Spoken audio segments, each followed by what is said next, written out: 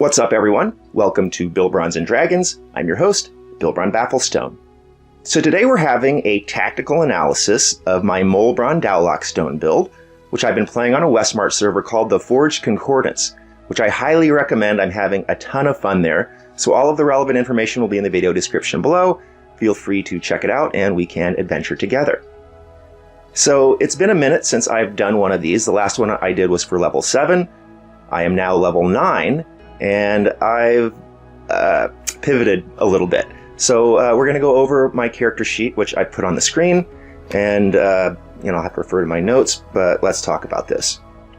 So currently a 9th level DaoLock, 75 hit points. It's okay. AC 14 is terrible, but it's still not an issue for me because my playstyle means that I'm almost never next to my opponents.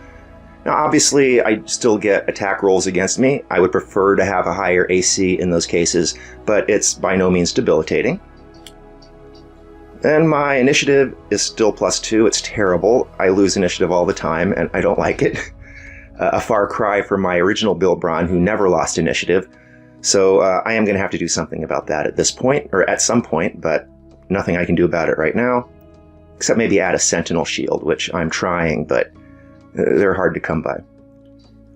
Then my saves, they're okay. I mean, Dex, Con, and Wisdom, +2, +3, +4.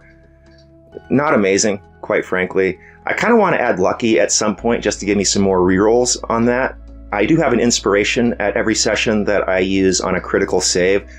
Man, it saved my butt against a Feeble Mind in my last session. So yeah, having the ability to reroll or buff my saves in some way would be nice. I'm not really happy with these saves as they are. Then I switched out my feats. Now, you can't change your feats rules as written, but at the Forged Concordance, you can retrain your feats. So I dropped Inspiring Leader, and I added Metamagic Adept, Subtle, and Extended. So I really miss Inspiring Leader. It's a fantastic feat. In a vacuum, I would love to have it. But I had an adventure where I was getting counterspelled in a constrained environment, and I would have died if my colleague hadn't counterspelled the counterspell on my ultimate defense. And I don't like to have to depend on my allies to keep me from dying. I'd rather have that, handled myself. So adding Subtle is really fantastic. I can get my ultimate defenses off without having to worry about counterspell. Plus, it's just great for interactions and stuff. So I will probably be adding Mass Suggestion, I think, as my 11th level Mystic Arcanum. And then I'll be able to get it off with Subtle Spell. And that's going to be fantastic. And then Extended Spell is fantastic for a Warlock as well, because we only get 2 slots up until 11th level, and then we get 3. And so being able to manage those and get extra slots is always fantastic. So with Extended Spell, because I'm a summoner, I can extend my summons durations up to 2 hours. And that means that I can summon something and then take a short rest and get both of my slots back and have an active summon. So that's pretty awesome. Plus at next level, when I get Sanctuary Vessel and am able to take a 10-minute short rest without having to go to sleep, like I would with Catnap, I can do the same thing. So I don't need Extend Spell for that, actually. So with Extend Spell and Sanctuary Vessel, I will be able to get a summon out and have all of my slots in most battles, I think. And that feels pretty good. Not having enough slots is terrible when you are in a really tough battle. Then I switched up my invocations a little bit. Currently have Agonizing Blast, Eldritch Spear, Eldritch Mind, Minions of Chaos, and Lava Cloak. Adding Eldritch Mind is awesome.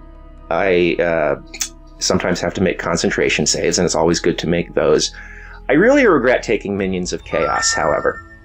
I have played with it in a couple of sessions, and even though it's done a lot of great work for me, because I have a lot of ultimate defenses and it's pretty hard to target me and force me to make a concentration save, it does happen. And I have lost concentration before, and in those couple of sessions, an ally of mine has actually been casting Conjure Elemental, and they lost concentration on it both times, and then it attacked the party. And it's just so much of a hassle to have to worry about that I really feel uncomfortable using Conjure Elemental in most cases. And there is something cheesy you can do with it, where you summon a Chwinga and take advantage of its supernatural charm, but that's so cheesy that no DM has really gone for it yet. So Conjure Elemental is not something that I'm happy to have added through Minions of Chaos. I really wish I had taken Trickster's Escape and gotten that free freedom of action or freedom of movement spell that doesn't count against my slots. And so when I gain a level, I am going to be switching Minions of Chaos to Trickster's Escape. Then my damage is still good, no changes from the previous level.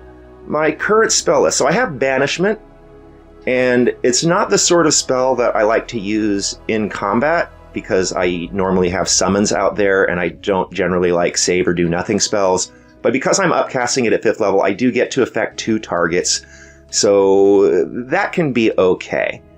I honestly don't think that it's that amazing for my build in terms of offense, but I do love having it as a defense against plane shift, because I can always banish myself back to the prime material plane and escape the abyss or wherever it is that I got plane shifted to. Then I have a nice array of summons. Summon Shadow Spawn, Summon Aberration, and Summon Greater Demon. So Shadow Spawn and Aberration are nice options to have because of the different array of immunities. The Shadow Spawn has Necrotic Resistance and Frightened Immunity, whereas the Aberration has Psychic Immunity. And so depending on what you're fighting, it's nice to have a couple of different options.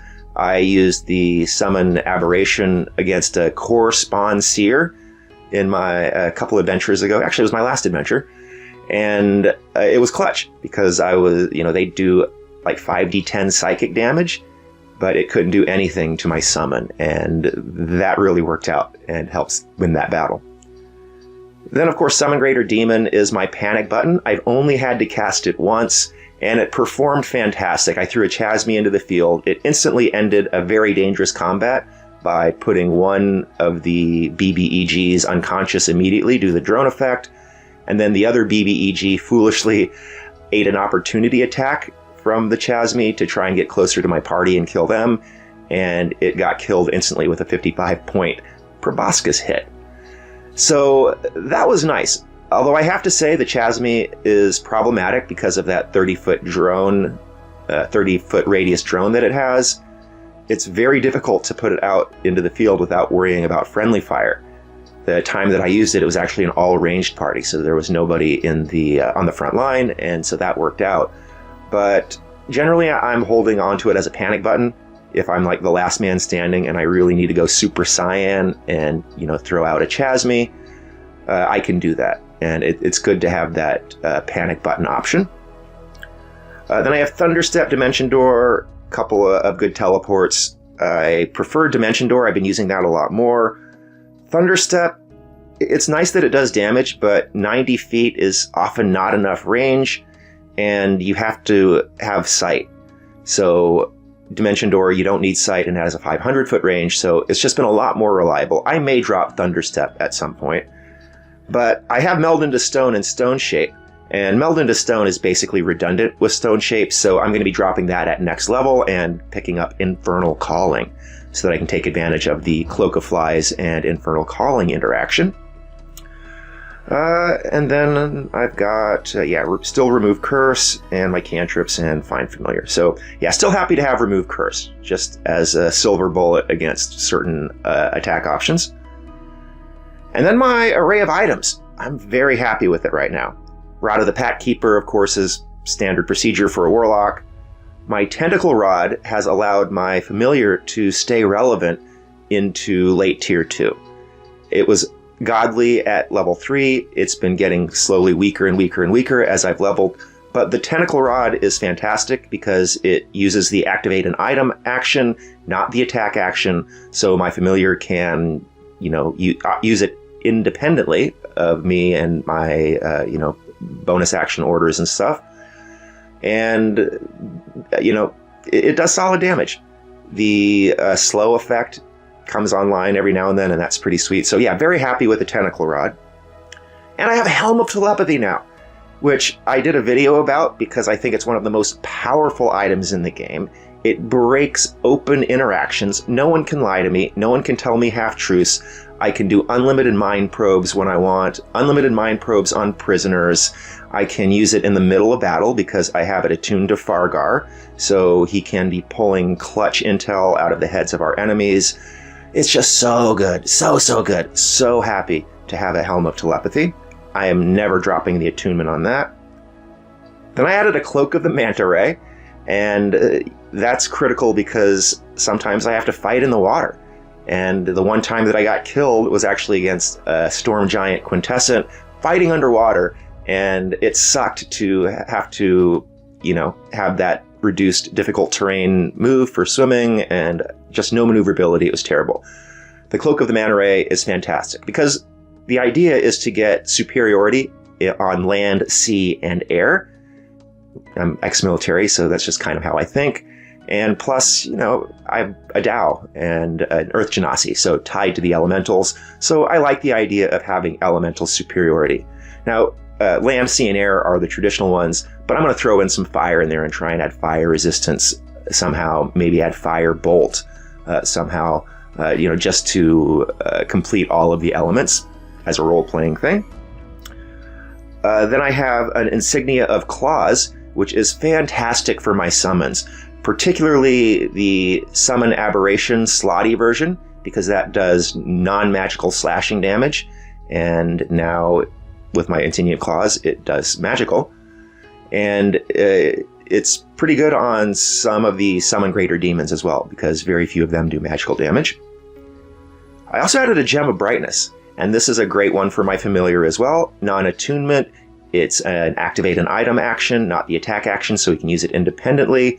It's got range, so if he can't get close enough to use the Tentacle Rod, he has that option to use the Gem of Brightness. And it's got that cone option in case I get a bunch of creatures within, the area of effect. So I really, really like having the Gem of Brightness available. And I have an Ever-Smoking Bottle. Oh, that is so good. It's such a great defense against gaze attacks like, beholders and stuff, and a great defense against sight spells, which there are a lot. So I'm really happy to add this. It does have a rather large area of effect of 60-foot radius, but because I fly, I can generally put it up in the air. It doesn't interfere with my colleagues, and it gives me a nice area that I can, hide in and be protected against gaze attacks and sight spells. Whereas, of course, my own attacks are not affected. Check out my deep dive on Heavy Obscurement if you have any confusion about the Heavy Obscurement rules, which are some of the most confusing rules in the game.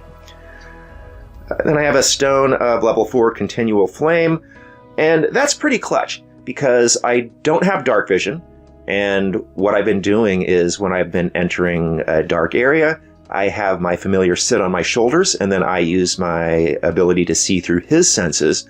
And because it has 120-foot Devil Sight, it's fine when I'm not in combat. And then when I am in combat, the first thing that Fargar does is use his Interact with Object to pull out that Stone of Continual Flame and lights up the battlefield while I am trying to get as much range as possible. So if I'm in the dark and at massive range while my enemies are lit up, that means I'm attacking with advantage. So yeah, love that. And I still have a Pot of Awakening for my pet Shrubster. Have still never deployed him because I need the right items for him. The whole point of Shrubster is to be able to offload my concentration, and I don't really have anything for that just yet. But eventually I would love to add something like a Stone of Controlling Earth Elementals, or like a Hellhound Cloak, or something to really jack up his power level, and then I'll roll him out there with me as well. So yeah, that's my 9th level build. I really like it, but did make a mistake with taking Minions of Chaos, so I'm going to be fixing that at next level. I'm going to be adding Infernal Calling at next level, going to be adding Sanctuary Vessel at next level, so very excited for 10th level. And once I get to 11th, I'll be doing another tactical analysis for the Molebron DaoLockStone build. Regardless, let me know what you think in the comments. Thank you so much for watching. This has been Bilbrons and Dragons. I'm your host, Bilbron Bafflestone. See you next time.